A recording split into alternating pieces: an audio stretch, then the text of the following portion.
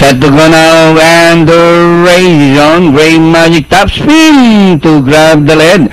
Top spin, the leader, followed by Capricciosa.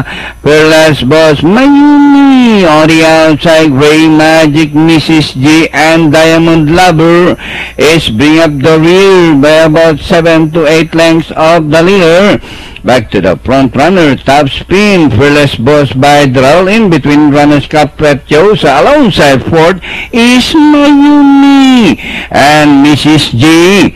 And rounding the far turn, top spin by Anek and Fearless Boss running by Drell. Mayumi is racing in third by Drell is Capricciosa. As they race the last 500, Fearless Boss now the leader. Top spin coming back from the outside, Mayumi, and with the last 350 meters more to run alongside Fearless Boss. Top spin regains the lead from the outside. It's now top spin by about 3 lengths now, and nearing the finish line, Jesse Basilio Guse. This time on top spin, Fearless Boss, Capricciosa, Mayumi, Diamond Lover, Mrs. G, and 2A Gray Magic. 5. Oo.